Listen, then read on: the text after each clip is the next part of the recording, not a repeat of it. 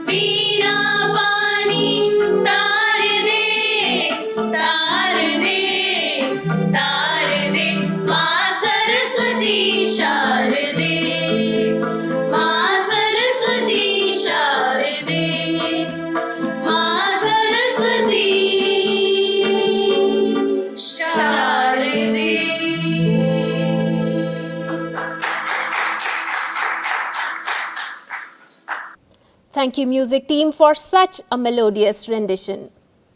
I have the honor to invite our founder, Mr. Rajendra Singh Pawar, to initiate the proceedings of the session. Good morning, friends, and a very hearty welcome to the 11th Convocation of NU. I'd like to welcome, of course, every one of you who is graduating today, but particularly the parents and the family members of our graduating Newtons who have put faith in us and waited, I'm sure, with eagerness to arrive at this moment. I want to congratulate this batch of Newtons because you've experienced a very unusual last year or final year, and you've demonstrated enormous capability and resilience, and I will talk about that later, but congratulations for that as well. It is customary for me every year in the convocation to spend a few minutes talking about the changes in the environment since the previous convocation. And this year has been unusual, and I'll touch on three different facets of the environment where we've seen change. Perhaps the most productive change we've seen is the new education policy that the Government of India launched on 29th of July 2020. The policy was authored and led by Dr. Kasturi Rangan, the eminent space scientist, and I'm glad to inform you that he became the Chancellor of our university on 24th November 2020. He has been a friend of NU for a very long time, in fact, even before the idea came into shape, but he became a founding professor at our invitation in 2008. And having visited this campus often, has seen us do many things. So we felt vindicated when the policy came because it truly resonates with the four core principles on which NIT's university's early phase is predicated. And the four core principles are to be industry-linked, to be technology-based, to be research-driven, and to be seamless. And in each of these dimensions, we can see how many paragraphs are devoted in the new education policy. So we feel vindicated and we feel that we've been serving this dimension of education reform since our inception. The second dimension of the change in environment, and a difficult one and a global one, was COVID, which has caused a huge amount of hardship to people all across the world. But I have to say that during this period, both NU in general and Newtons in particular demonstrated exceptional resilience, agility, and adaptability. And NU showed great speed and agility in opening and closing with safety. Now, I know, and all of you know, that challenges create opportunities. And this challenge of last 1 year, which all of you have handled so well, improved our ability to respond, improved our reflexes, and I saw students taking much greater ownership and responsibility for their own development as they were learning on their own, and showed perseverance and grit as well. The third facet of the environment that I talk about every year, and I want to talk about now, is the NU environment. So in earlier years, it was basically a lot of discussion and updating on how the campus environment is changing physically. I won't go into length on that, but I do want to say that while the water levels, groundwater levels everywhere are dropping precipitously year after year, in the last 1 year, the groundwater level has gone up by half a meter in our campus area. The air quality is much better, and we've added many more trees this year. And each of you graduating Newtons leave behind a few hundred trees which are 20 feet and taller. And we would like you to know that they will continue to grow year after year, as you will. And we are sure that you'll come back to look at your tree and see how it's doing over a period of time. Now, sustainability, which is part of seamlessness, is an important thing and has been an important thing, and is becoming perhaps the world's number one concern as COVID settles and goes back, and that is climate change. And we thought it appropriate this year to have as a convocation speaker a person who is a thought leader on the subject of environment, energy, and water. And Dr. Arunava Ghosh, who's a speaker, will talk about that. And I'm sure that every one of you who's lived in this environment sensitive university will connect with the idea he's expressing, but I'm sure he'll raise your desire and expectation and aspiration to do very much more to look after our world and our earth.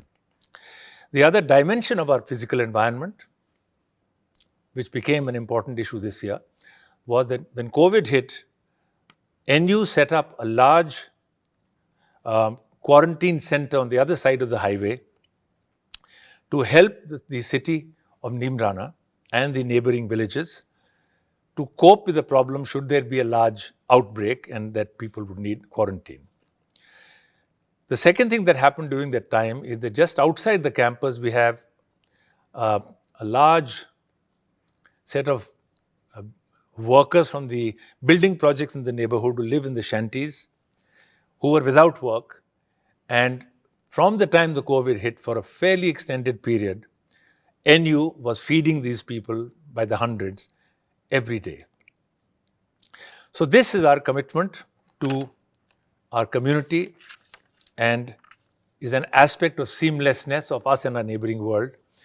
And I'm quite sure that every one of you who's graduating from here has imbibed these core principles and has become aware of the environment issue and will play a big role in it. And we do know that all of you have made your choices of where you want to go next, good choices, whether it's in companies or startups or research bodies or universities. And you do us proud by having yet another year of great success in your next step in the journey. And I congratulate you for that as well.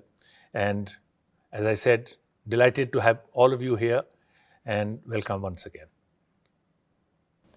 Thank you, sir. Now it is the time to dwell in the reminiscence and tread together in the memory lane. So here we present the glimpses of 4 years of your journey at NIT University.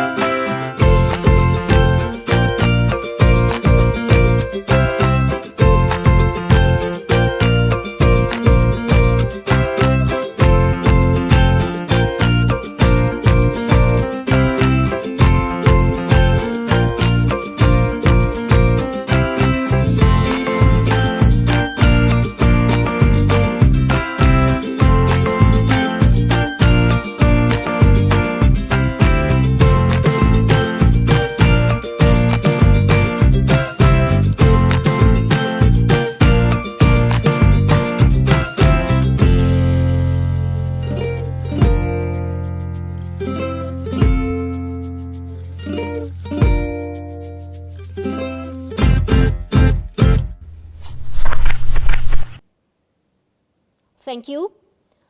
May I now request our President, Professor Rajesh Khanna, Chairman, Academic Council, to declare the convocation open. I declare the convocation open. Thank you, sir. May I now request Dr. Sushil Kalyani, Area Director Management, to present the candidate for the award of Doctor of Philosophy degree. Sir, I have the honor to present to you the candidate Sanjeev Dhar, to whom I know to be suitable as much by character as by learning, and having successfully completed the necessary requirements for the award of the degree of Doctor of Philosophy, and pray that he may be awarded the degree of Doctor of Philosophy. I request the Honorable Chairman, Academic Council, Professor Rajesh Khanna, to confer the degree to the respective degree recipient. By virtue of the authority vested in me by the Act as the Chairman of the Academic Council of NIT University, and in recognition of your being suitable as much by character as by learning, and having successfully completed the necessary requirements for the award of the degree of Doctor of Philosophy, I confer upon you the degree of Doctor of Philosophy and require you that in thought, word and action you prove yourself worthy of it.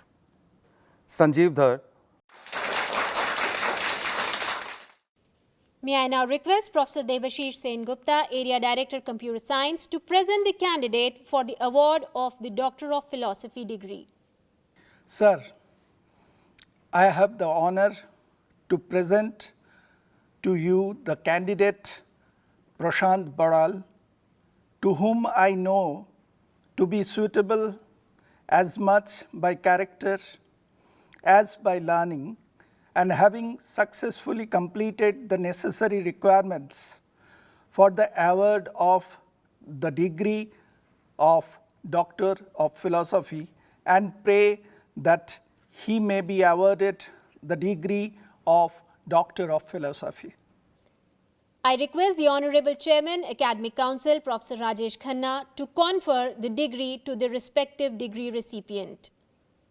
By virtue of the authority vested in me by the Act as the Chairman of the Academic Council of NIT University, and in recognition of your being suitable as much by character as by learning, and having successfully completed the necessary requirements for the award of the degree of Doctor of Philosophy, I confer upon you the degree of Doctor of Philosophy and require you that in thought, word and action you prove yourself worthy of it. Prashant Baral. May I now request Professor Sudeep Sanyal, Dean Engineering, to present the candidates for the award of Master of Technology in Educational Technology. Sir, I have the honor to present to you the three candidates to whom I know to be suitable as much by character as by learning, and having successfully completed the necessary requirements for the award of the degree of Master of Technology in Education Technology, and pray that they may be awarded the degree of Master of Technology in Education Technology. I request the Honorable Chairman, Academic Council, Professor Rajesh Khanna, to confer the degree to the respective degree recipients. By virtue of the authority vested in me by the Act as the Chairman of the Academic Council of NIT University, and in recognition of your being suitable as much by character as by learning, and having successfully completed the necessary requirements for the award of the degree of Master of Technology in Educational Technology, I confer upon you the degree of Master of Technology in Educational Technology and require you that in thought, word and action you prove yourself worthy of it. The candidates are Nilanjana Chakravarti, Shelly Sajdev, Ankita Gupta. May I now request Professor Sudeep Sanyal, Dean Engineering, to present the candidates for the award of Master of Technology in Geographic Information Systems. Sir, I have the honor to present to you four candidates to whom I know to be suitable as much by character as by learning, and having successfully completed the necessary requirements for the award of the degree of Master of Technology in Geographic Information System, and pray that they may be awarded the degree of Master of Technology in Geographic Information Systems. I request the Honorable Chairman, Academic Council, Professor Rajesh Khanna, to confer the degree to the respective degree recipients. By virtue of the authority vested in me by the Act as the Chairman of the Academic Council of an IIT University, and in recognition of your being suitable as much by character as by learning, and having successfully completed the necessary requirements for the award of the degree of Master of Technology in Geographic Information Systems, I confer upon you the degree of Master of Technology in Geographic Information Systems and require you that in thought, word and action you prove yourself worthy of it. The candidates are Ananya Sharma,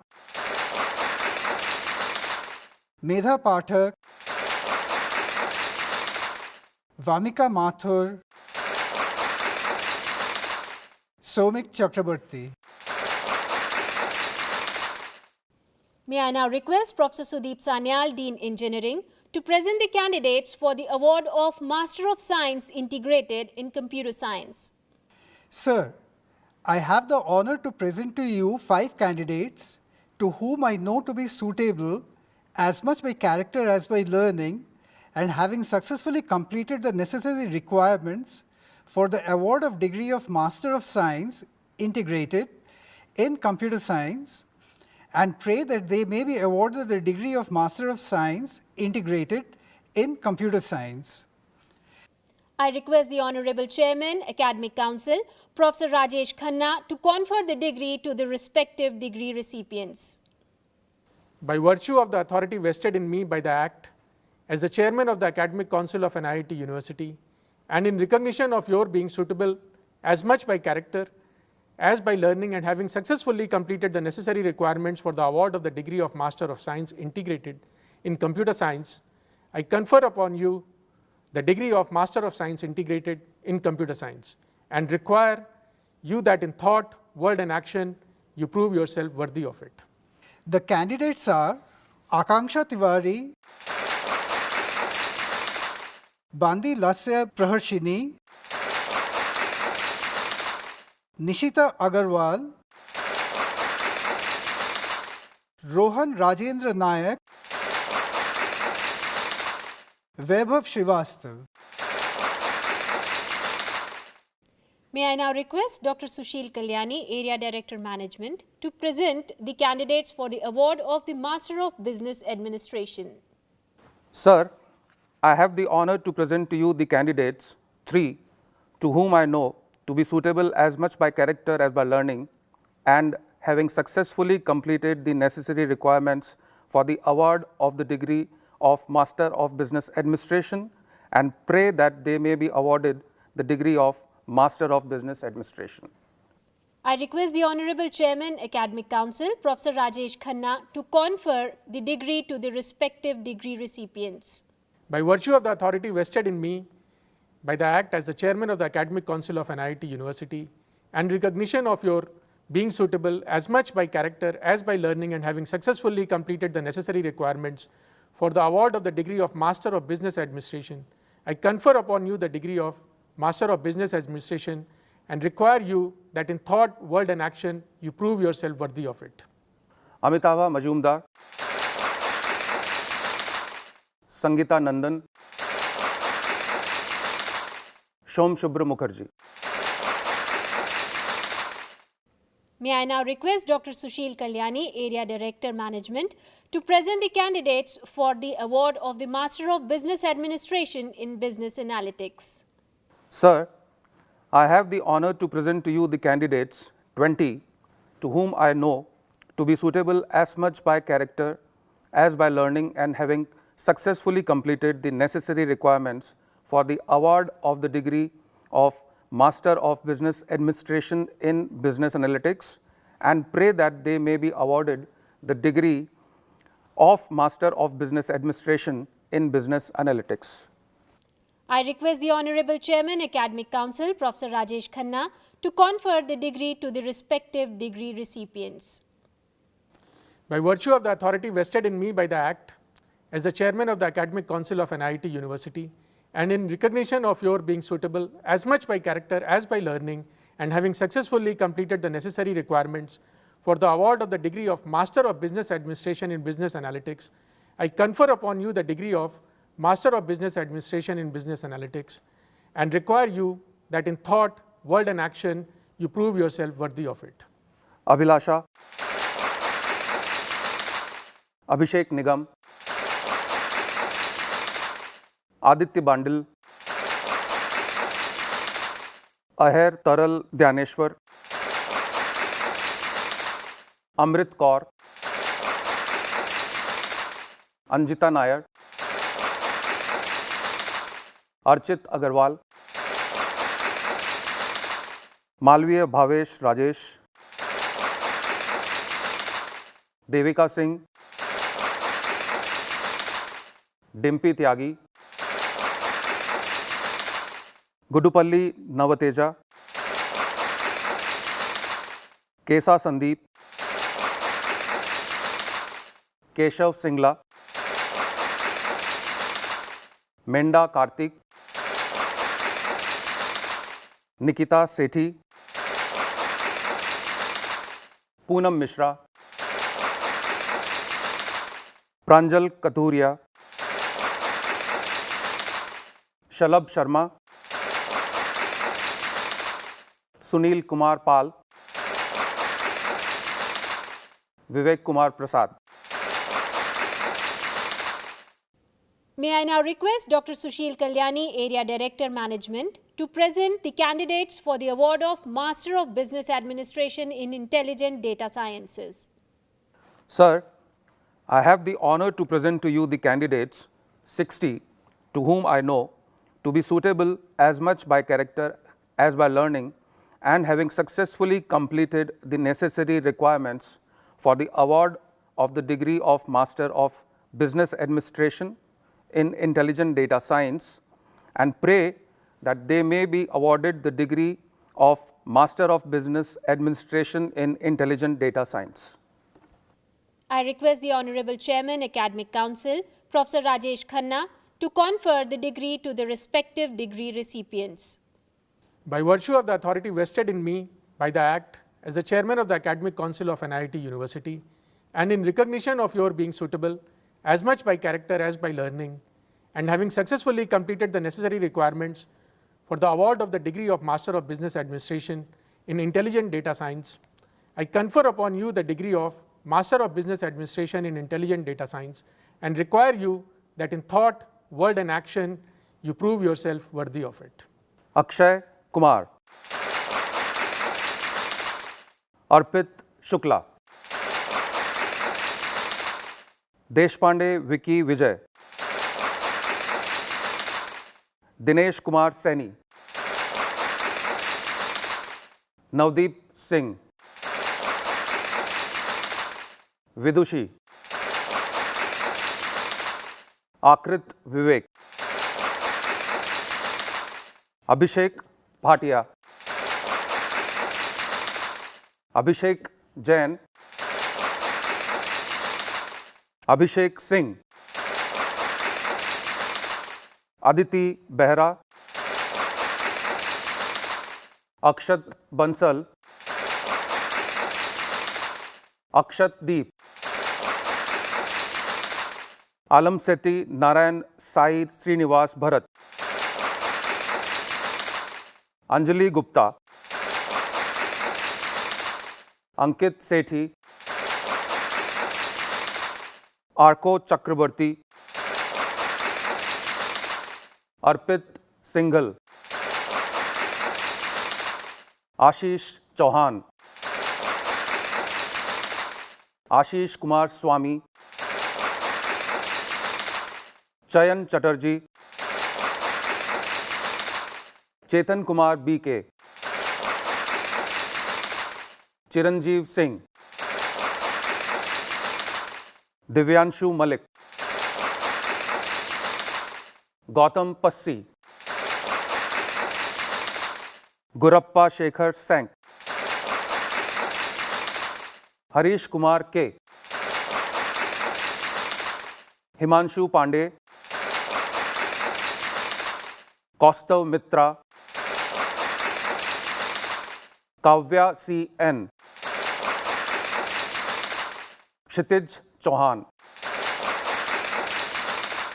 Lamitha S, Lokesh Sharma, Mohit Kumar, Neha Gaur, Nelluri Suresh Kumar, P. Ashish Kumar, Pallab Rajpuri, Rahul Yadav, Rajesh Singla, Rakesh Kumar, Rakesh Kumar Sharma, Ramini Rakesh Kumar, Riya Jain, Roshan Kumar, S. Suman Patra, Sambit Kumar Samanta, Seelam Ankaluguri Ram Sai Nitesh, Sharik Zafar, Shivam Shukla, Srijesh Nair, Sudhir Chaudhary, Suresh Pal, Tania Poddar, Tushar Goyal, Vaibhav Taneja, Wasir Harkirat Singh Paramjeet Singh, Vishnu D, Vivek Chauhan, Yatish Dua. May I now request Professor Sudeep Sanyal, Dean Engineering, to present the candidates for the award of Bachelor of Technology in Biotechnology. Sir, I have the honor to present to you 8 candidates to whom I know to be suitable as much by character as by learning, and having successfully completed the necessary requirements for the award of degree of Bachelor of Technology in Biotechnology, and pray that they may be awarded the degree of Bachelor of Technology in Biotechnology. I request the Honorable Chairman, Academic Council, Professor Rajesh Khanna, to confer the degree to the respective degree recipients. By virtue of the authority vested in me by the Act, as the Chairman of the Academic Council of NIT University, and in recognition of your being suitable as much by character as by learning, and having successfully completed the necessary requirements for the award of the degree of Bachelor of Technology in Biotechnology, I confer upon you the degree of Bachelor of Technology in Biotechnology and require you that in thought, word and action, you prove yourself worthy of it. The candidates are Sharanya Mishra, Amol Singh Banga, Amrita Sen, Anushka Chakrabarti, Hirgond Akash Ashok, Lasya Priya Kanchi, Navya Singh, Tekuru Vishnu Kaushik. May I now request Professor Sudeep Sanyal, Dean Engineering, to present the candidates for the award of Bachelor of Technology in Computer Science and Engineering. Sir, I have the honor to present to you 146 candidates to whom I know to be suitable as much by character as by learning, and having successfully completed the necessary requirements for the award of degree of Bachelor of Technology in Computer Science and Engineering, and pray that they may be awarded the degree of Bachelor of Technology in Computer Science and Engineering. I request the Honorable Chairman, Academic Council, Professor Rajesh Khanna, to confer the degree to the respective degree recipients. By virtue of the authority vested in me by the Act, as the Chairman of the Academic Council of NIT University, and in recognition of your being suitable as much by character as by learning, and having successfully completed the necessary requirements for the award of the degree of Bachelor of Technology in Computer Science and Engineering, I confer upon you the degree of Bachelor of Technology in Computer Science and Engineering, and require you that in thought, word and action, you prove yourself worthy of it. The candidates are Divanshu Gaur, Sandeep Kumar, Altaf Muhammad, Animesh Singh, Arjun Sambyal, Ashish Divedi, Chenna Sankalp, Chirag Jain, Gumula Naga Venkata Arun Kumar, Kenneth Prabhakaran, Nair Tejas Deepak Kumar, Vallam Reddy Kaushik Reddy, Aryaman, Abhishek Singh, Adi Vishnu Reddy, Aditya Sagar Ranka, Aditya Vikram Rajawat, Akanksha Bansal, Akshit Sareen, Allah Kaushal Kumar Reddy, Alanki Manikanta, Amin Pranay Balkrishna, Amle Rutuja Shivaji, Ananya Joshi, Anirudh Verma, Anjali Mishra, Arepalli Shammukh Prakash, Arnav Goel, Arundhati Das, Arushi Sehgal, Avni Tyagi, Ayushi Kapoor, Bandi Guru Vishnu, Bangaru Rahul Reddy, Boddu Siri Chandana, Chenupati Sai Revan, Chetipalli Gaurav Tej, Deshamon Praveen Kumar,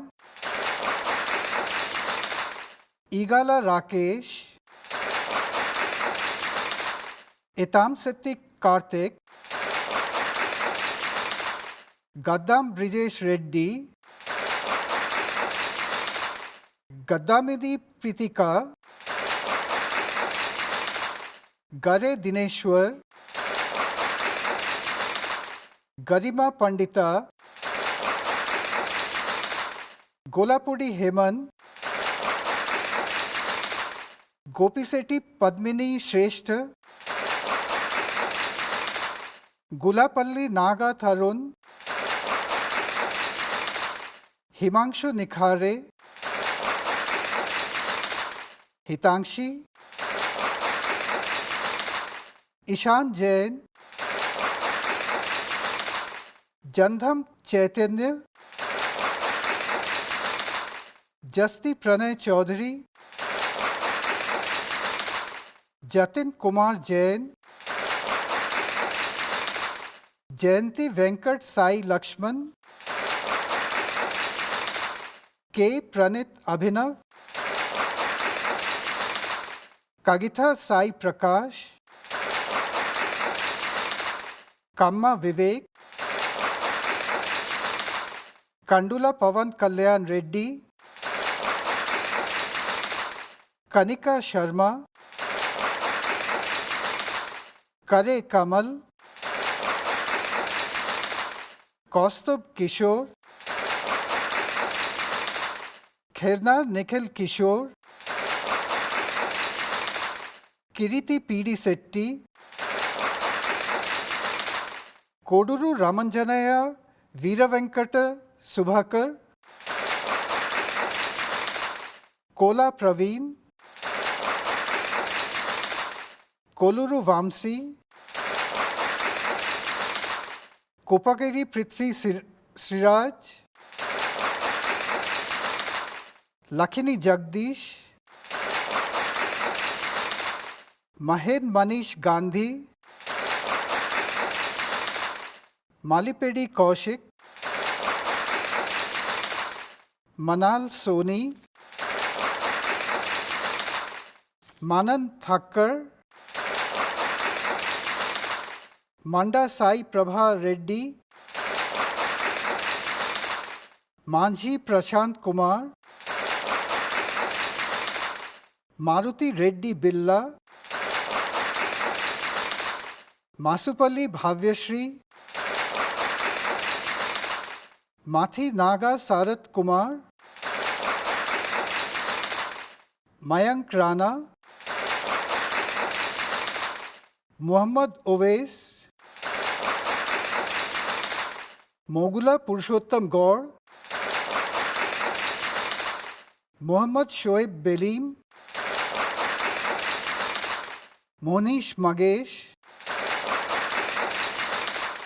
Nampalli Sai Kumar, Nandish Agarwal, Navneet Krishnan, Niharika Gupta, Neeraj Kumar, Nelakuditi Eshwar Teja, Nikhil Dugar, Nishank Venkat Telaparthi,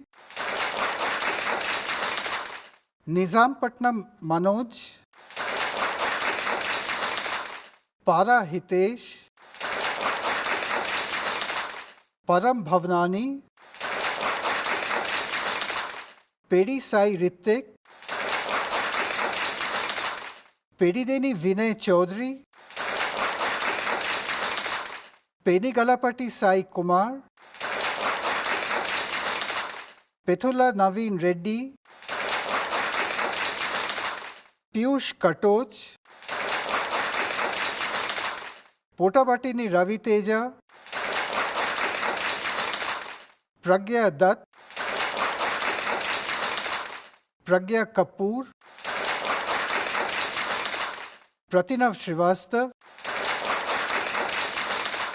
Pushpinder, Putham Vidu Krishna Akash, Rachita Sharma, Raghav Singhal, Rashi Sharma, Ronak Suri, Ravula Harish Reddy, Revangshi Verma, Rishikesh Kumar Singh, Rohit Vempati, Ruchi Agrawal, Rupali Vyas, Sai Vinita KVV, Sakshi Dhawan, Sai Raghunath Ravindra, Sania Kapoor, Sheikh Shoaib, Sheikh Muhammad Mateen Muhammad Shaifullah, Shardul Thakre, Shashwat Mishra, Shaurav Srivastav, Shetty Vikrant Bhavani Shankar, Shikhar Srivastav, Shivam Garg, Shivam Paul, Shivam Thakrani, Shrish Goel, Shreya Singhi, Shreyansh Dubey, Shruti Sharma, Simhadri Gopi Chandan, Tanish Verma, Tanisha Garg, Telugu Ravichandra, Toshi Saxena, Uparapalli Shravani, V. Yamini Lakshmi, Vaibhav Goel, Valluru Sri Priya, Vidit Solanki, Vispute Pratik Vivek, Vista Vincent,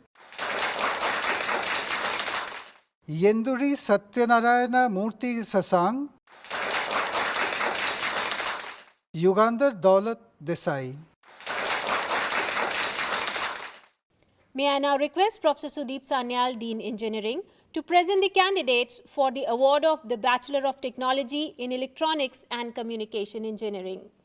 Sir, I have the honor to present to you 13 candidates to whom I know to be suitable as much by character as by learning, and having successfully completed the necessary requirements for the award of degree of Bachelor of Technology in Electronics and Communication Engineering, and pray that they may be awarded the degree of Bachelor of Technology in Electronics and Communication Engineering. I request the Honorable Chairman, Academic Council, Professor Rajesh Khanna, to confer the degree to the respective degree recipients. By virtue of the authority vested in me by the Act, as the Chairman of the Academic Council of NIT University, and in recognition of your being suitable as much by character as by learning, and having successfully completed the necessary requirements for the award of the degree of Bachelor of Technology in Electronics and Communication Engineering, I confer upon you the degree of Bachelor of Technology in Electronics and Communication Engineering, and require you that in thought, word and action, you prove yourself worthy of it. The candidates are Akash Chakravarti, Anurag Paul, Joyashi Tanmay Prabhakar, Kartik Bala Somesa Upadhyalu, Kartik Ram Mamidala, Muhammad Anas Saifi, Nilakshi Talukdar, Pranav Pramod, Rahul Singh Rawat, Shivam Verma, Shubhankar, Tanishk Saini, Tarun Agarwal. Let the oath be administered. Now I would like to call upon Dr. Sanjeev Dhar to lead the oath. Please repeat after me. I hereby pledge that I hereby pledge that I will constantly endeavor I will constantly endeavor to be honest and upright to be honest and upright in the discharge of my duties. in the discharge of my duties. I will uphold I will uphold the dignity of the individual the dignity of the individual and the integrity of the profession. and the integrity of the profession. I will utilize my knowledge and learning I will utilize my knowledge and learning for the glory of NIT University for the glory of NIT University and for the service of the country and for the service of the country and mankind at large. and mankind at large. Thank you. Thank you, Dr. Sanjeev Dhar. I have the honor of inviting our co-founder, Mr. Vijay Kumar Thadani, to extend his wishes to the graduating Newtons and formally welcome our chief guest, Dr. Arunabha Ghosh, for his address. Dr. Arunabha Ghosh, my colleagues from NU, and my dear Newtons. At the outset, I take this opportunity to congratulate the graduating class of students, our dear Newtons, on this very important milestone in your lives. You are a very special batch with some unique capabilities. You adapted yourself to the disruption caused by the pandemic, and through the process of learning remotely and working remotely, you validated and successfully demonstrated your internalization of the 4 core principles of the university: technology-based, industry-linked, research-driven, and seamless.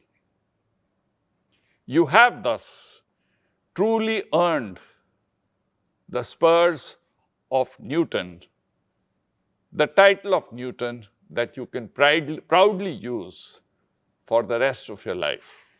Every batch of students leaves behind a distinct imprint in the evolution of the institution, and you have not been any exception. You made special contribution to the institution building process with the awards you won, the papers you published, the fora that you excelled in, and especially the way you helped co-create Nugget, the integrated digital platform of the university, which incidentally has been receiving rave reviews from our peer academics and academic community. We are grateful to you for each of these. As you fly away from this nest, which has been your home for last 4 years, you should know that the doors will always remain open for you to come back and be a part of this nest. You'll be missed by your faculty and staff, whom you fondly called nurturers. You'll be missed by your juniors. You'll be missed by the tree that you planted and your favorite spots at the campus, Tera Mera Point, Apno Gaon. Ringo, Brownie, and other members of the Canine Club will miss your presence and affection. At this juncture, we express our special gratitude to your parents for giving us an opportunity to shape you into what you have become. Dear parents, 4 years ago, you gave us brilliant, enthusiastic, and curious boys and girls. Today, we proudly return back to you, confident, ambitious, and mature young men and women who are true 21st century professionals. And now, ladies and gentlemen, the moment that you've all been waiting for. But before that, a bit of context. The present state of planetary environment calls for greater attention to questions related to climate change. Ensuring a sustainable and equitable future for a resilient planet has over the years been finding greater salience on various fora.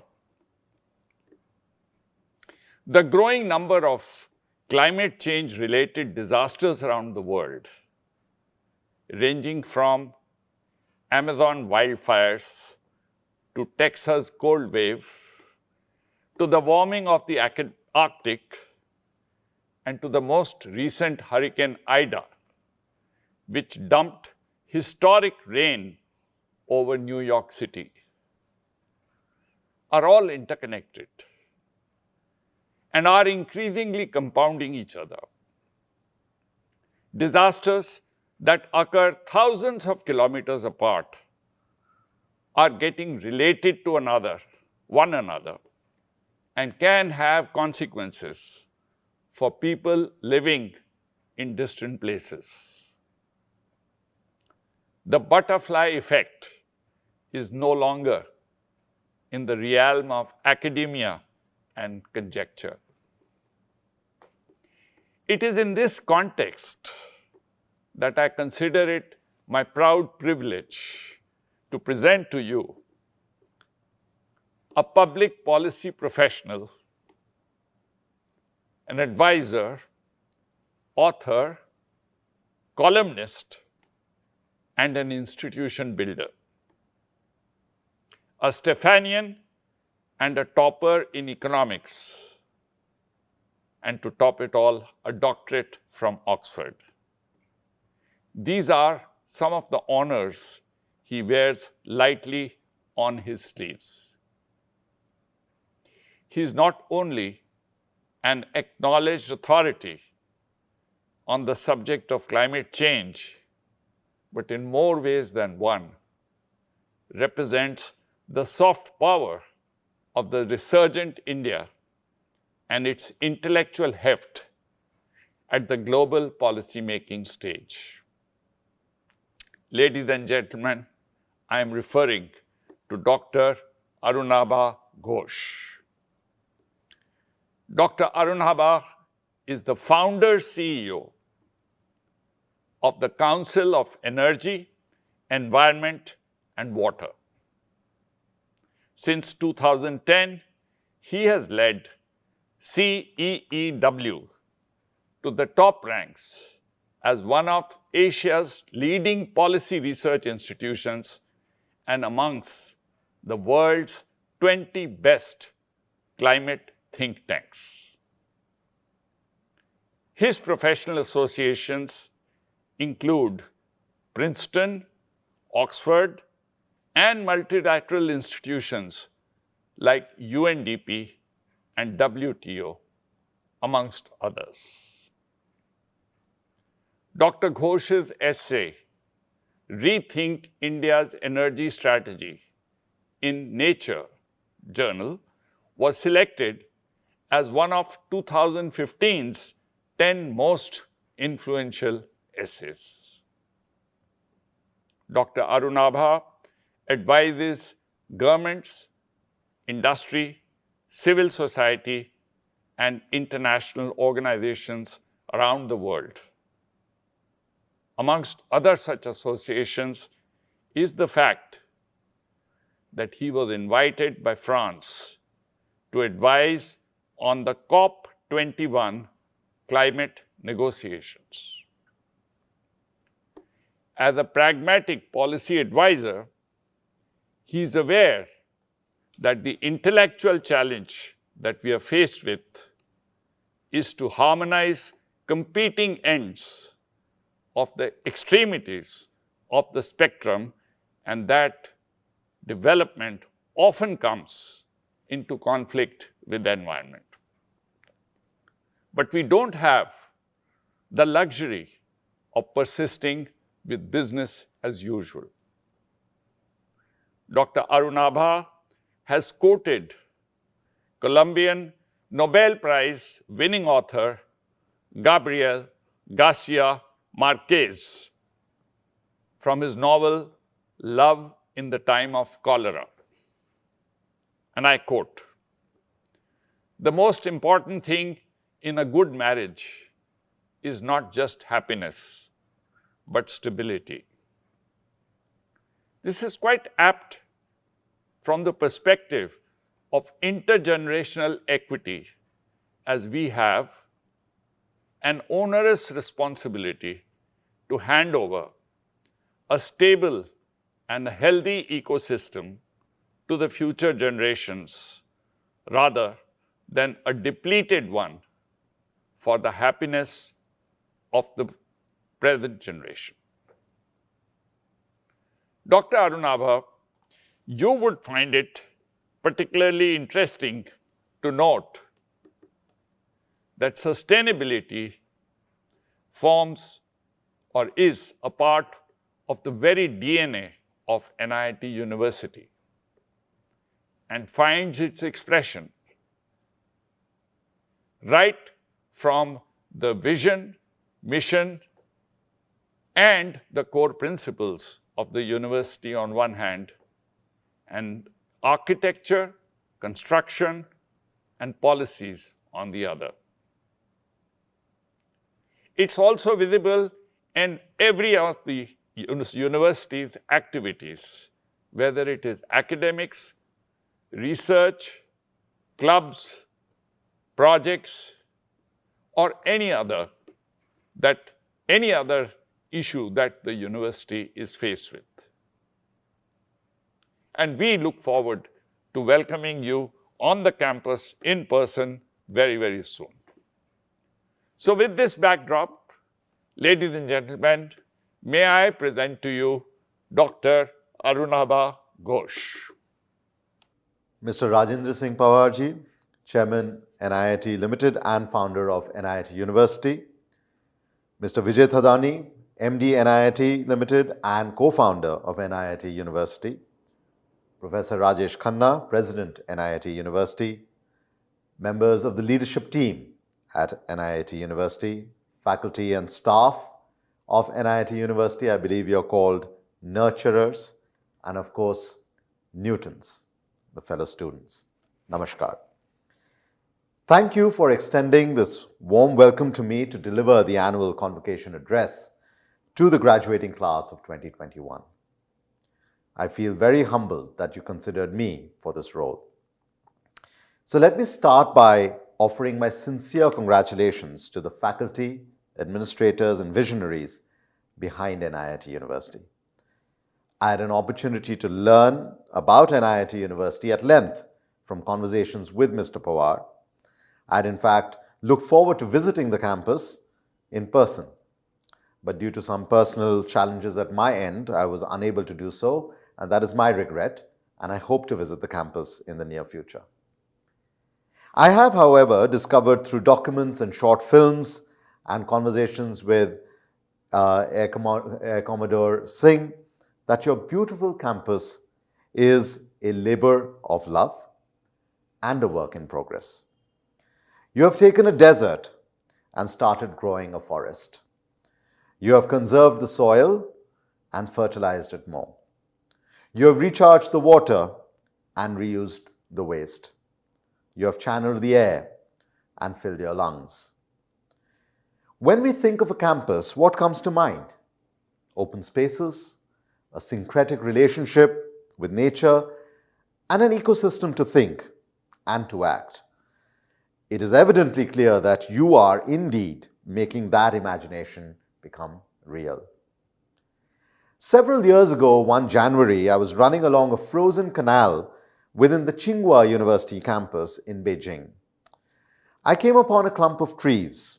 In the winter, they were young, dry, and mostly leafless. And a plaque marked it as Centennial Garden. The trees had been planted by more than 100 university presidents from across the world to celebrate or commemorate the 100th anniversary of Tsinghua University, which is now ranked as the best in China. And on that plaque was a Chinese proverb, and I quote, "It takes decades for trees to grow, but a century to nurture talents," unquote. I would like to imagine what NIIT University would be 100 years from now, when these trees that you have planted would be ancient living beings, giving shade to burgeoning young talents.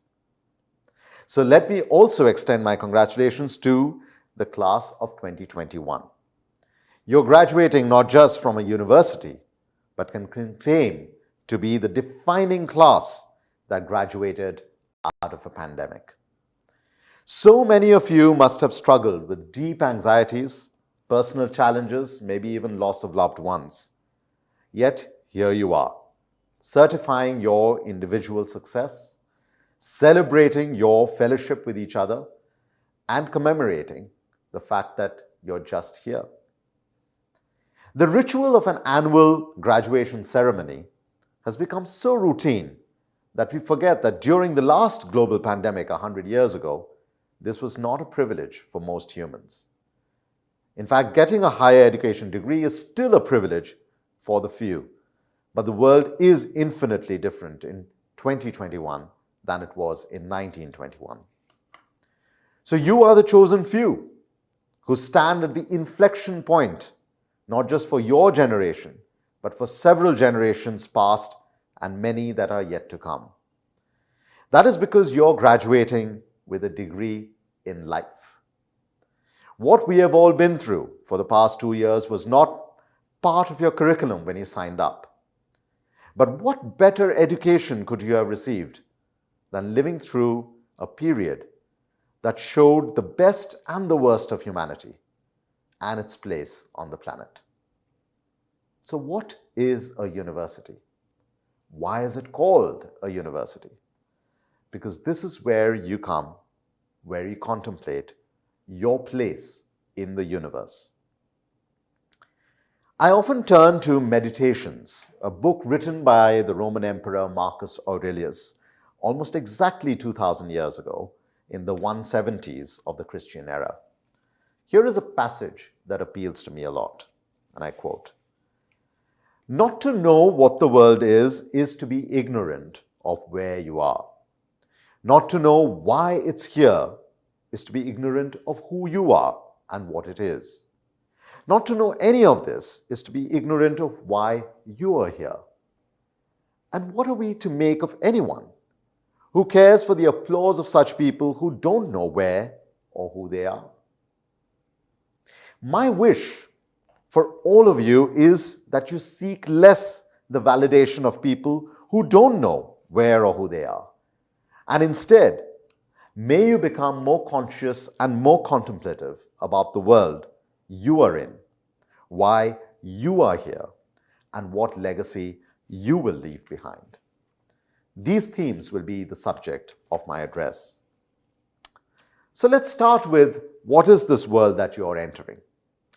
Describing the world is a fool's errand, because each one of us will have our own perspectives.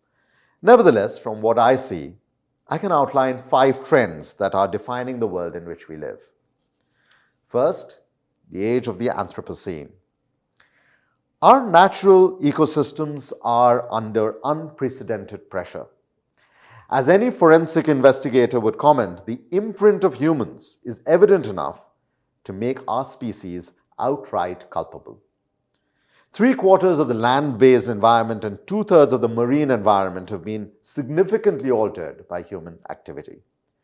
Our food demand alone has ensured that more than 1/3 of the world's surface and nearly 75% of our freshwater resources are now devoted to crop and livestock production.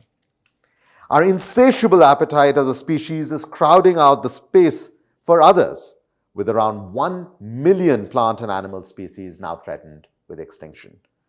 This pace of species loss has no parallel in human history. And this is not all. The safe operating space for 3 planetary boundaries, climate change, biodiversity loss, and biogeochemical processes have already been breached. Others, such as consumption of fresh water, might be well below the threshold, but water stress is a reality already in populous and fast-growing Asia. So if you had any doubts about climate change, lay them to rest. Global surface temperatures are now 1.1 degrees higher in 2011 to 20 than it was in the pre-industrial era. The world will breach the safe limit of 1.5 degrees Celsius of warming within the next 2 decades, with extreme events rapidly rising. Many scientists now argue that since the Industrial Revolution, we have now entered a new planetary epoch, the Anthropocene, replacing the stable interglacial period of the Holocene since about the last 11,000 years. And humans are the key agents of change on Earth and for the Earth system, and the main driver of disruption of the Earth's resilience. Seemingly faraway events will begin to impact us. For instance, just in the last 30 years, the Arctic region has warmed at about 0.8 degrees Celsius per decade. That's more than thrice the global average. But the melting ice is now the most important cause for sea level rise. This is not the Arctic's problem alone, but would severely impact coastal and low-lying areas all over the world. Arctic heating and changing weather patterns could impact the severity of heat waves in South Asia.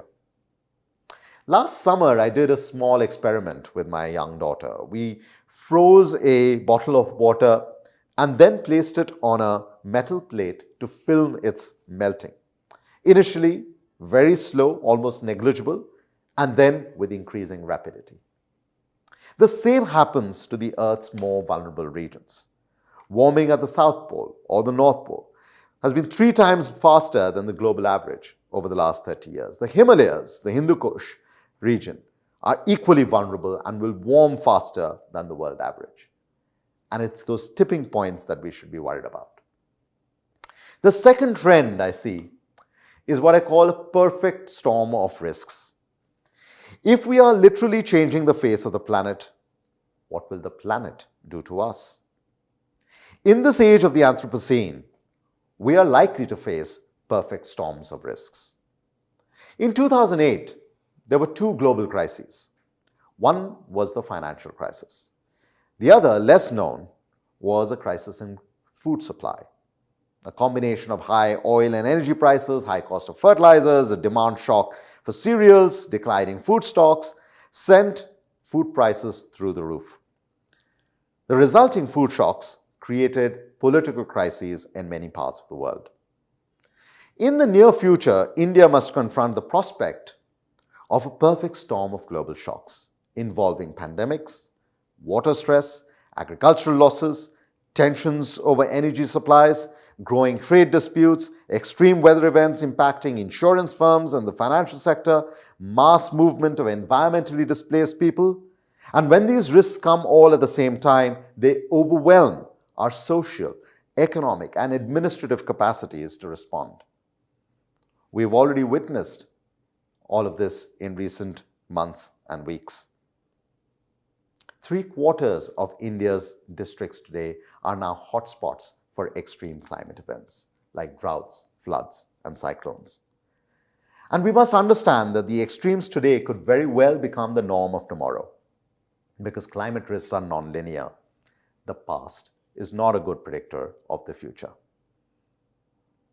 South Asia, several parts of Africa will face severe droughts even with just 1.5 to 2 degrees of warming.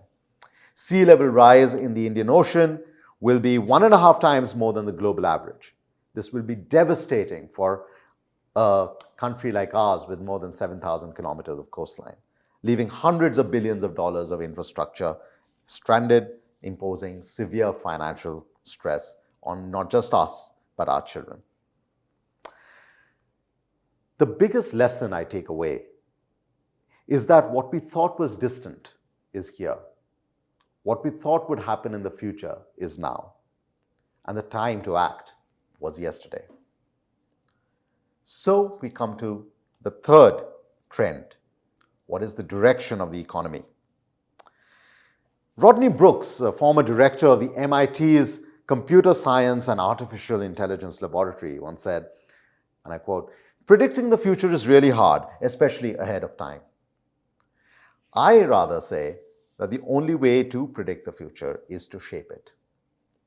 Yet, it is now very clear that the shape of the economy will be different from the past. The future will be increasingly digitized, significantly decentralized, and necessarily decarbonized. Artificial intelligence and automation will unfold at different speeds within the same economic system. AI, big data, automation, quantum computing could fundamentally alter economic progress. Governments across the world are pushing national strategies in this area. But this shift will not be discrete. Old and new industries, technologies, and methods of production will coexist. This multi-velocity automation will complicate industrial strategy. There is already a push to acquire these emerging technologies and corner market shares. China, for instance, wants to become an artificial intelligence superpower by the end of this decade. The question we should be asking then is, how can India's climate policy help to transform the economy to be more resilient and more competitive in a climate-changed world? Will India make steel in 2050? Yes. Will steel manufacturing look the same then as now? Very unlikely. Will India make cars in 2040? Yes. Will it be able to export petrol-driven cars by then? Almost certainly not. Will India face carbon-related trade barriers in 2030? Very possible. Every major economic sector now faces a choice. Pursue brown growth and short-term competitiveness, or pursue low carbon growth, green jobs, and long-term resilience. There are signs from governments.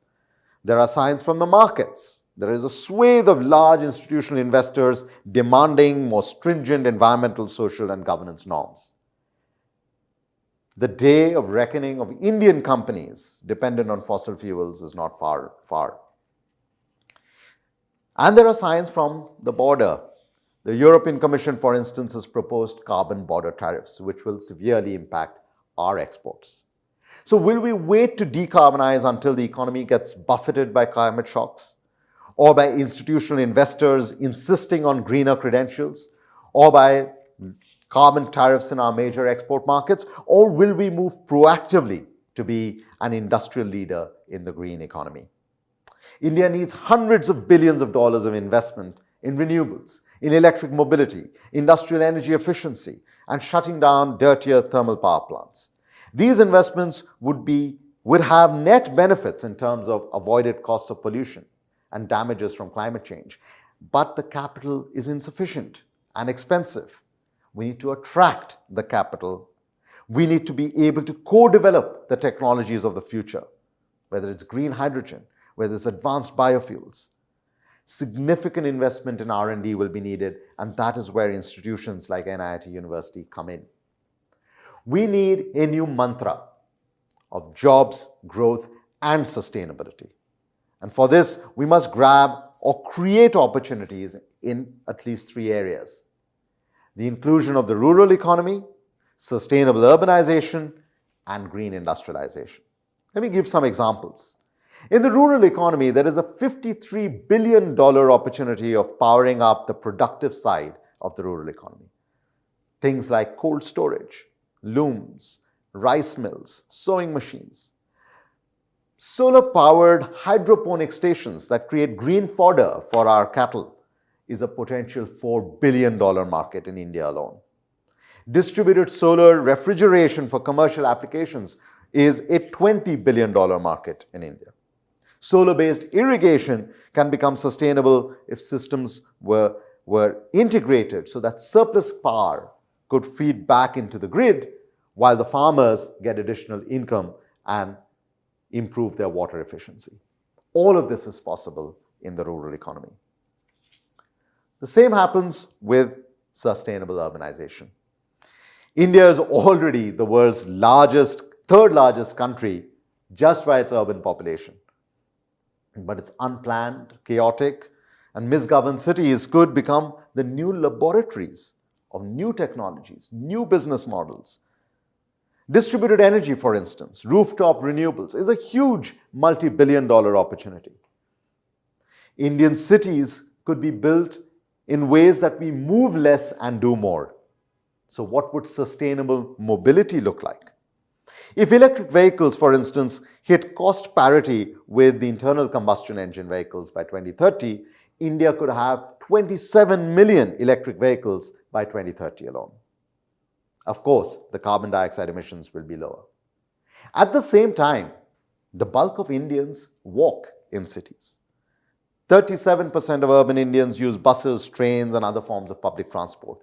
Can we have a mobility transition in our cities that provides public transport but which is also electric?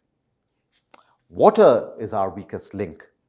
Each urban area and its associated watershed has a carrying capacity, and you would know better than anyone else, given what you have done in the region that you have put in your footprint.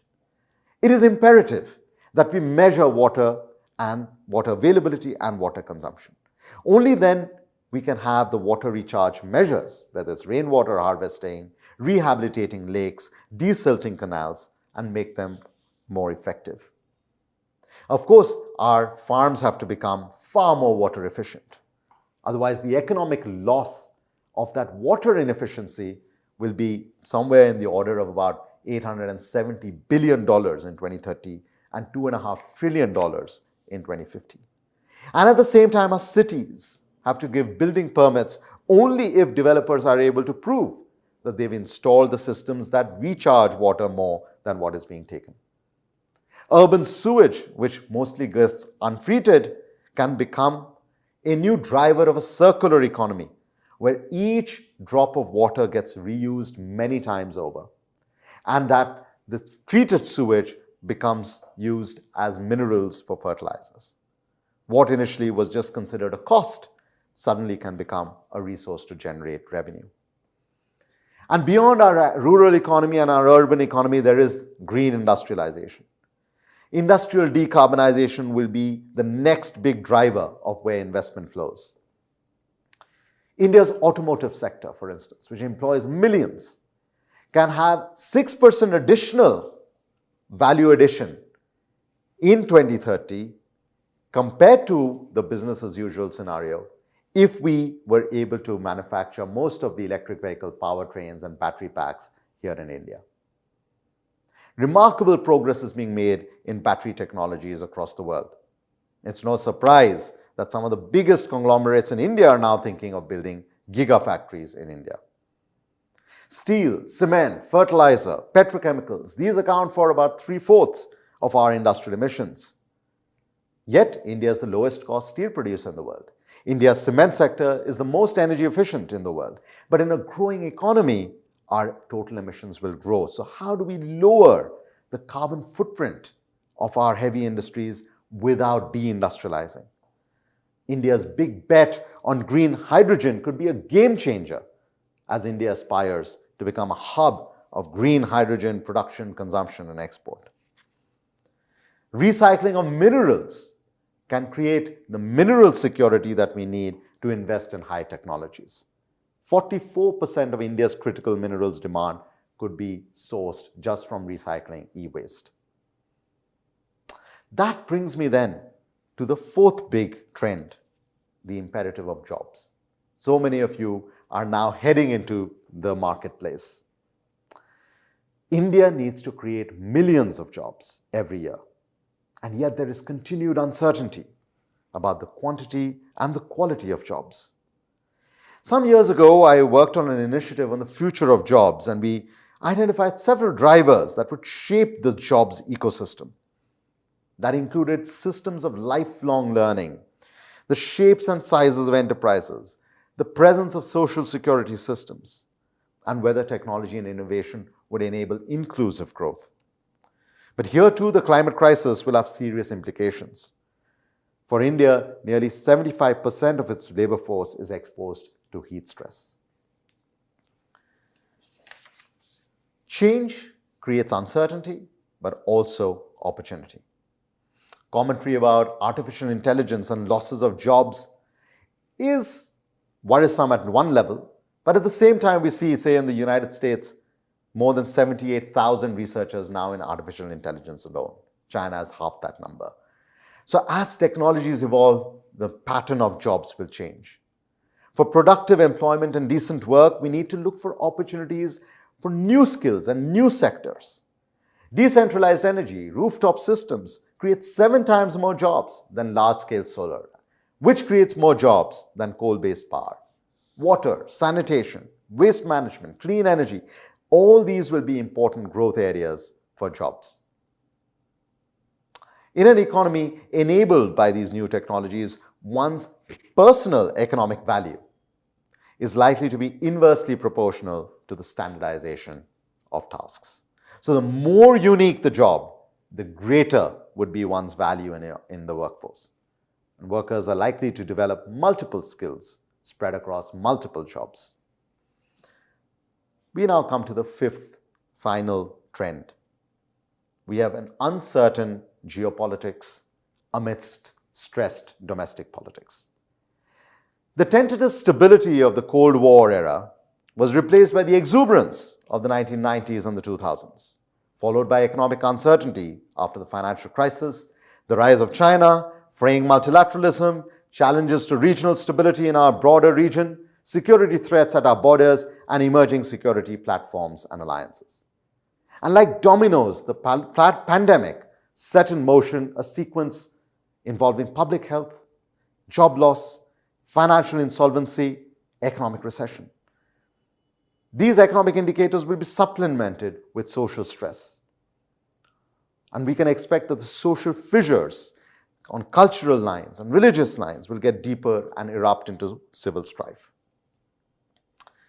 Beyond all of this, I have two more worries: technocentrism and technomercantilism. Our instinct is to look for technologies to solve problems. We over-engineer rather than trust nature. So a dam takes more precedence in our thinking than a water recharge well. A concrete seafront embankment gets more investment than saving the mangroves as a buffer against storm surges. Why not focus on retaining carbon in healthy soils? Soils store 2,500 billion tons of carbon, thrice than what is in the atmosphere. But for that, you have to invest in the soil. And equally, technomercantilism, this feeling that we have to control all the technology rather than collaborate. Of 15 emerging markets I have studied, only 4 were net exporters of renewable energy equipment.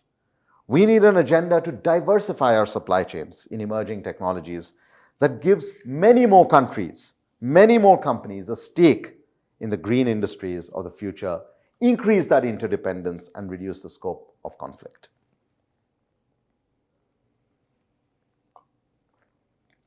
And that then brings me to my second theme for today's lecture. If you accept that humans have indelibly altered the planet, that the risks of various kinds will test our resilience, that the economy of the future will look very different, that we will still need to create lots of decent jobs, and that world politics is uncertain at best, how do you, entering into this new world, navigate this mess? So Newtons, here's an epiphany. You are here because there is a silent demand for leadership. This is not about contesting elections or becoming a CEO. It is instead about taking responsibility of one's decisions and taking ownership of our ability to be agents of change. Are we ready to take on that mantle? In an uncertain environment, the youth of today are swinging between impatience and self-doubt. Self-doubt is that annoying monkey on our shoulder, always ready to poke and irritate just for fun. In the best of times, it is an extra weight that we bear, hunching our backs as a result, rather than standing straight and tall. At other times, it bites off our head, makes us lose focus, and makes us vulnerable to vicious, maleficent attacks from those who want us to fail. Impatience is the other evil. It is our sense of urgency and impatience that allows us to be daring and demanding. But we also have to realize that some things do take time, like learning or sharpening a new skill, like recruiting the right team, like training and mentoring your colleagues, like planting and growing a tree. Most of all, it takes time to pave roads that have never been built. What makes the difference is not just hard work, but also commitment. Hard work can be beaten out of us, but commitment comes from within, to dig deep and stay there. In her book, Confidence, Harvard professor Rosabeth Moss-Kanter writes, and I quote, "The difference between success and failure is often how long people give it before they give up." Unquote. We have to conquer these two evils of self-doubt and impatience. We do ourselves the greatest disservice by not doing so. Otherwise, there would be no self-belief, and we would withdraw from the very bets that we have placed on ourselves. Once you acknowledge these two evils of impatience and self-doubt, we have to actively work to become transformational leaders. Leaders who are resilient and remarkable. This must be why you are here. This must be your purpose. So how do you build resilience? Remember, the mind does not control you, nor do you control the mind. Notwithstanding what we do, we have all struggled at an individual level with pressures and anxieties. We often fall prey to our minds playing tricks. It happens even in good times, even to the best of us. To act tough, we might instead wish to control our minds, our thoughts, our disquietude. But emotional resilience does not arise simply because we will it. It requires active practice to realize that neither the mind has complete sway over all our actions, nor can we just command it to obey us. If we think we've given something a lot of thought, we probably have not. Remember, bravado is not a substitute for meditation. Ultimately, the reserves of resilience can be built up by letting go of things we can't control and not overly attaching ourselves to things we can. And how do you become remarkable? Being remarkable is not about how much money you make or how quickly you gain a promotion. The sign of being remarkable is that you've changed the system, whatever it might be. You've done something that had not been imagined before, had not been considered possible before, that had not been attempted before, or that had not succeeded before. Consider these 4 conditions which could trigger widespread systemic transformation. Now, the simpler the action, the more powerful its message. Think about the Chipko movement or Gandhi's Salt March, just picking up a clump of salt to deliver the message. Second, a crisis is an opportunity, but it is also short-lived. Think of the economic reforms India started 30 years ago in the middle of a crisis. Think of what transformations could result from the current state we are in if we chose to act. Third, a confluence of the interests of the vulnerable and the elite. Think about the pandemic, it affects us all. Think about air pollution, it affects us all. The water crisis affects us all. And how we can trigger innovation faster and cheaper than before. And fourthly, change occurs when we can confidently reject Tina. There is no alternative. Once we believe there is an alternative in technology, in finance, in business models, in policy, in politics, anything becomes possible. And therefore, finally, I come to the third segment of my lecture. What is the legacy that you will then leave behind? Each one of you will make a personal choice. Regardless of the jobs you've picked, the startup ideas you're considering, the specialized skills you're hoping to deploy, I hope you will think about your legacy in at least 3 ways. First, innovation. Reimagine how technology could empower sustainable development. Think about technological applications to solve problems of the vulnerable for energy, water, health, education, cities, forests, oceans. How can machine learning algorithms, for instance, improve climate modeling by assigning weights to those models? How can AI support more flexible and autonomous electricity grids? How can wind turbines increase efficiency by learning from each propeller about the wind speed? How can sensors control systems improve irrigation efficiency in water-stressed regions and help marginal farmers? Technology will develop and get adopted at varying speeds, with attendant inequities and opportunities. How we channel our potential will depend on how our social and our political systems make conscious efforts to give primacy to the human agency to solve the challenges of human and planetary vulnerability. The second thing I wish you would consider in leaving behind is thinking or rethinking investment. India alone needs $2.5 trillion of investment over the next decade for its climate mitigation and adaptation actions. Worldwide, Tens of trillions of dollars are located within pension funds, sovereign wealth funds, insurance funds, and yet capital is not flowing at sufficient scale and speed from capital rich to capital poor regions. So I hope some of you will devise the solutions for financial institutions and financial regulatory agencies to respond to the financial inclusion of companies, communities, and citizens. What kind of blended finance will channel $200 billion into renewable energy in India by 2030? What kind of consumer finance will you invent that will tap into the $206 billion market for electric mobility within this decade?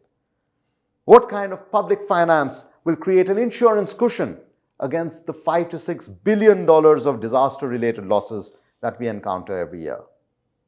Remember, markets exist, but market failures also persist.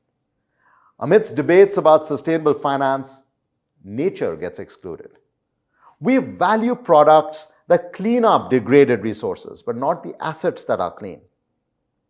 For instance, the country's GDP grows when a sewage treatment plant is built, but not when the river is not polluted to begin with. No financial product induces the latter. The day you devise the financial solution to value the wealth that you have around you, rather than the income we generate by degrading that natural wealth, you would have changed the very definition of prosperity. Nothing you imagine can ultimately scale on its own. You will need to build teams and tribes to take even the best of ideas and innovations to the world out there. But teams and tribes need anchors. And so, I hope some of you will also build institutions. For me, institution building is about people, process, and purpose. We must always seek smart people who will challenge us and help us grow, but who also have the maturity to balance curiosity, irreverence, and responsibility. In short, we need people who will both dream and deliver. But you also need to strive hard to maintain and simplify and improve processes from day one, to scale your ideas and your enterprises. By focusing on the details of process, you will smoothen the inefficiencies that hold you back from achieving your goals. But whether it is a country or an institution, people and process will flounder without purpose. Without clarity of purpose, people remain uninspired at best and become selfish at worst. It is only our common purpose that can solve for complex problems and deliver on both individual and collective goals. To deliver on people, process, and purpose, we will need humility.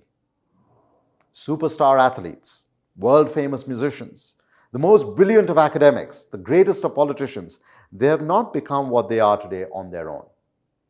They had friends, parents, colleagues, coaches, mentors helping them.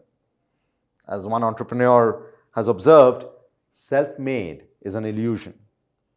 There are many people who play divine roles in you having the life that you have today. Be sure to let them know how grateful you are. A few centuries ago, Isaac Newton had offered a similar articulation. If I have seen further, he said, it is by standing on the shoulders of giants.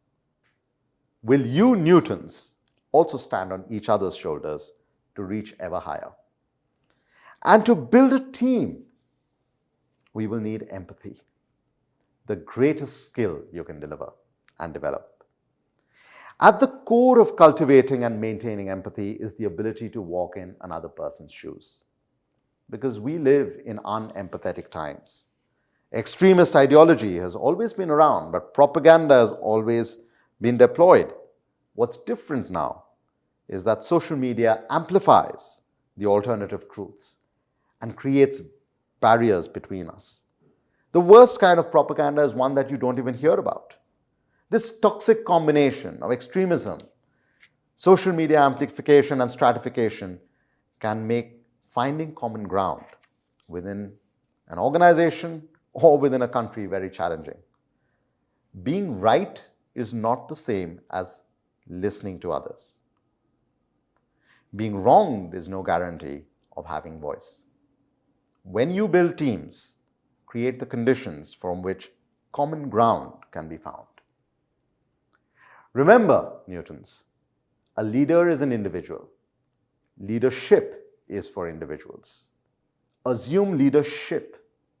Build your tribes of eager followers around your ideas and initiatives, and you will find that the faithful will gather around you. I have spoken about the world you're entering. I ask that in this world of crisis and opportunity, please listen to the silent call of leadership. Abandon your impatience, overcome your self-doubt. Become resilient and remarkable instead. Whether via innovations or investments or institutions, I urge you to think about the legacy you will leave. So congratulations, class of 2021. You've come so far and you're graduating with a degree in life. And yet the world is your oyster. Will you succeed? Who knows? Not even you. But will you try? That only you can know. Because for me, there is no shame in not knowing the final destination. But there is shame in not walking at all. I want to close with a verse of a poem I had written for my colleagues when my institution, CEW, celebrated its 10th anniversary. The poem is called Gratitude, and this is its final verse. If you wished your strokes could paint a grander canvas, fill your palette then with colors of adventure. If you deepened the roots or broadened the branches, erected them platforms, but feared no failure. If you strode solo or sprinted on long, lonely journeys, ran marathons that made you stronger to endure, if you could trust your instincts to believe your partners, I'd walk with you to the ends of the earth. Thank you. Thank you, sir, for your inspiring words. I request the Honorable Chief Guest, Dr. Arunabha Ghosh, to award the Dr. Karan Singh Gold Medal for Academic Excellence to Ankita Gupta from Master of Technology in Education Technology, Shaumik Chakrabarti from Master of Technology in Geographic Information Systems, Nishita Agrawal from Master of Science Integrated in Computer Science, Sangeeta Nandan from Master of Business Administration, Ahir Taral Dhyaneshwar from Master of Business Administration in Business Analytics, Vaibhav Taneja from Master of Business Administration in Intelligent Data Science, and Niharika Gupta from Bachelor of Technology.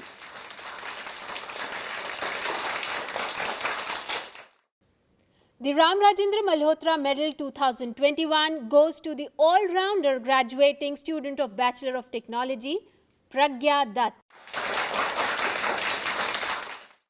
Thank you, sir. Let us now take a short emotional journey with current final year batch, recollecting their sojourn with their seniors, followed by reflections of graduating batch.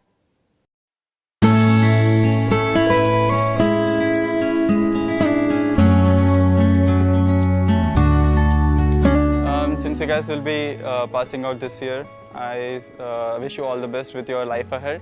And it kind of saddens us that you guys are leaving now, but we really had good moments with you all. आप लोगों के साथ हमारी जो सबसे अच्छी memories थी, सबसे पहले हमारे इंजेनिटी, फिर उसके बाद हम लोग जो नाइट कैंप पे जाया करते थे, सुबह ट्रैक पे जाया करते थे, बाकी रात को जो हम हॉस्टल में बैठ के अपना मस्ती करते थे, बातें करते थे। आप लोगों के साथ हमारा पहला इंट्रो जो था, आपने हमें सिखाया था कि कैसे अपना मिलते हैं, कैसे क्या कैंपस में हुआ, आगे क्या होना चाहिए वगैरह, हमारी जो बातें हुई थी, तो वो सब चीज़ें हमें काफ़ी याद आएंगी और होप कि कभी हमें आगे चांस मिले साथ में सेम मेमोरीज हम रिलेव कर सकें। बाकी all the best for your future and hope you all do well and be a successful person in your life. I think a lot of my memories with the 2017 batch was made when we went on morning treks together. So those 2-3 hours that we spent together talking about academics, talking about hostel life, talking about our experiences was a very great experience for me. And I think वो time कभी वापस नहीं आएगा because आप लोग आप थे, आपके बाद हमारे बाद जो बैचेस आएंगे वो डिफरेंट बैचेस होंगे. I want to wish you good luck for your future and let's hope कि हम वहाँ पे कभी फिर से जा पाए ऊपर. So it all started in Resonance when we were like divided into clusters and we had mentors which were you all, and it was a very fun and exhilarating experience talking to you all. And then came the part of the intro where you all take our intro, and we were like scared at the very first, but then it came very well and we had like increased our bond very well. And then came the part of the birthdays where we celebrated it with shoes and slippers where you all beaded us, and it was also like a next part to our bonding. And then came the part of the fest like Ingenuity and Science Side where we used to work together. So it was a very fun experience interacting with you all, and we will all miss you. And in the end, I would just like to congratulate you for your future and all the best for your journey. यार आकांक्षा, तुम्हें नहीं लगता इस बार हमारे seniors के convocation काफी जल्दी आ गए हैं भागते भागते? हाँ यार, I used to miss those days. जब हम लोग फर्स्ट ईयर में आए थे और ये लोग थर्ड ईयर में थे, we used to go on trek, morning walks, evening walks and lots of gossips. है ना, late night gossips with TMT. और वो गुलाब जामुन की लड़ाई याद है? कसम से यार, उस वक्त हमारे सीनियर्स हमें इतना सपोर्ट करते थे. मेस वाले भैया को बोलते थे, भैया और एक दे दो ना, बच्चे हैं ये लोग. और वो नेस्कैफे का ice tea, cold coffee and evening gossips. और HOD का ट्रीट. हाँ यार, हर बात पे भैया आज ये हुआ, चलो इस बात पे ट्रीट दे दो हमें, चलो चलते हैं HOD. Really, I miss those days, yeah. I miss them too. But anyways, congratulations to you guys. And all the very best for your future. Please come and meet us soon. Hi everyone, hi to all my friends from 2017 batch. And I know हम लोग बहुत time से मिल नहीं पाए हैं, तो ये जो जगह है अपना, ये मैंने अपना मैसेज देने के लिए स्पेशली चुनी है NEP because it is significant to all of us. I mean यहाँ पे हम हंसे हैं, हम लोग रोए हैं, गाए हैं, मतलब यहाँ पे ना जाने कितनी बातें बिगड़ी हैं, कितनी चीज़ें उलझी हैं और फिर यहीं पे आके सुलझी हैं.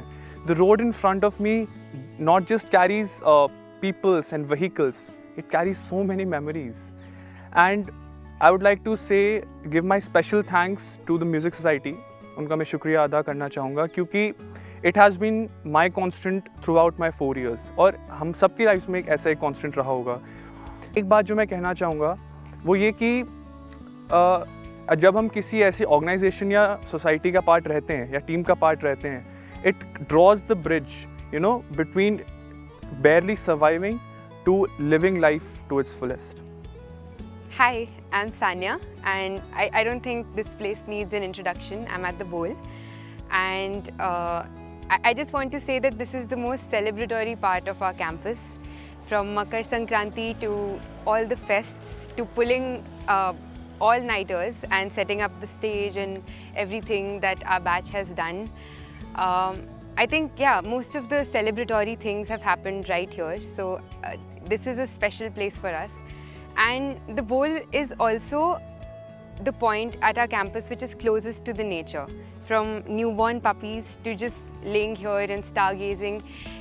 I think it has one of the things that people can just not miss out about our campus, which makes it really special. The third thing, which is close to my heart, is also which becomes a part of every Newton's life inevitably, which are the walks that we go to around the bowl area. I think they're special because they give us a chance to connect with each other, and especially in my case, I made friends at an IIT who are really different but also so unique, all of you in your own sense. Some people are crazy about things like Japan, some people are crazy about finance, and I think I would have never, if I wouldn't have gotten this environment, I would not have learnt about so many things. So at this campus, I didn't need any inspiration from outside because there was so much to learn here itself. So I just want to thank you all, and also to the upcoming batches. I hope you all have a really nice time here. Sanya, AK sir. Guys, do you remember us sleeping here during Resonance?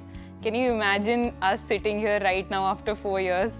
I mean, I can't stop feeling so nostalgic right now, but there are a million things we did here in our auditorium. from Audacity, from TEDx, from invited talks. I'll miss you guys, and we don't even know how these 4 years went away. So I really feel blessed to be a part of NIT University. Hi guys, I'm Pragya and I'm currently standing between our unofficial mess and the basketball court.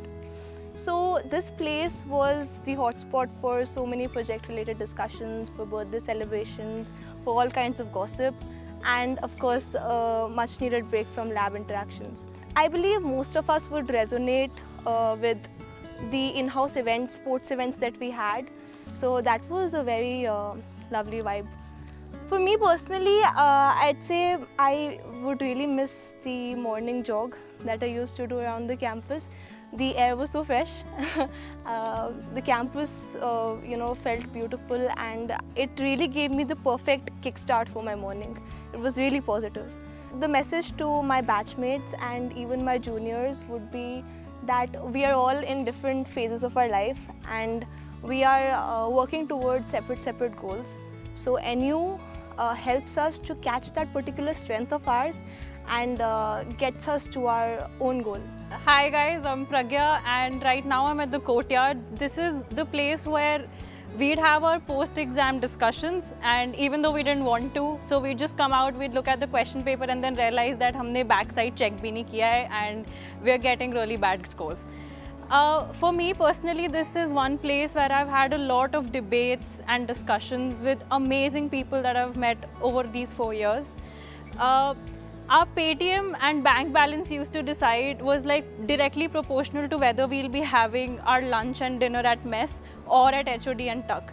Courtyard used to look different and used to feel different during each and every fest, because the creative teams of each fest used to put their hearts and souls into making sure that this place looked as vibrant, dope and photogenic as possible. This is what represented the soul of our fests, and that's what I think I'm going to miss the most. I am glad that I got to meet such amazing people and spend those 4 years with all of you, and I'd just like to say farewell guys. Hello there. Pragyas, stop fighting. On this occasion, I think I can safely say that around 90% of the time, people would often attend classes, roam around, and they might not have an idea of exactly what is going on in the course.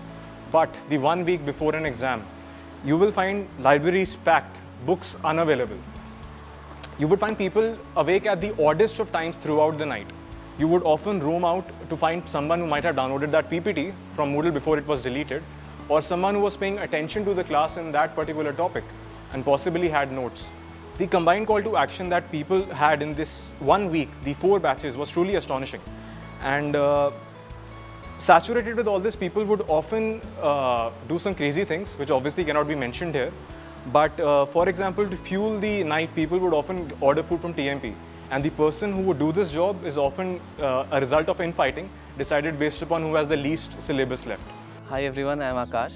So at the end of 4 years, अभी I am going down a memory lane, remembering कैसे मैंने यहाँ पे अपने 4 साल बिता दिए दोस्तों के साथ हंसी मजाक में, कैसे हम लोग वॉक्स पे जाते थे रात को डिनर के बाद, वहीं पे सारा झगड़ा, सारा सब कुछ, सारी दोस्ती, फिर नॉर्थ ईस्ट पॉइंट और में बैठ के वही ब्रूडिंग कि भाई क्या कर लिया अभी पूरा दिन, क्या होगा अब, फिर लास्ट में प्लेसमेंट्स का टेंशन, क्लासेस बंक, ये सब मिला के एक बहुत ही यादगार 4 साल हमने बिताए इधर.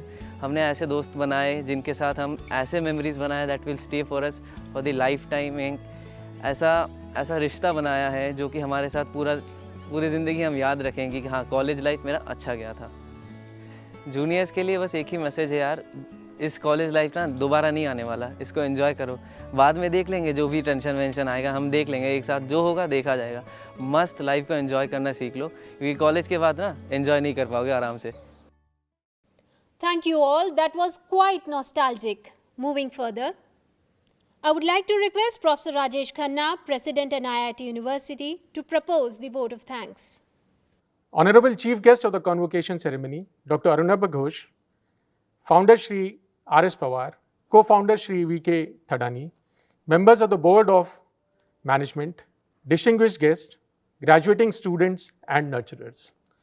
I am honored to be a part of this convocation ceremony when our young Newtons, as our students are known as, have earned their spurs to leave an imprint of their intellectual prowess in the years to come in their chosen field of endeavor.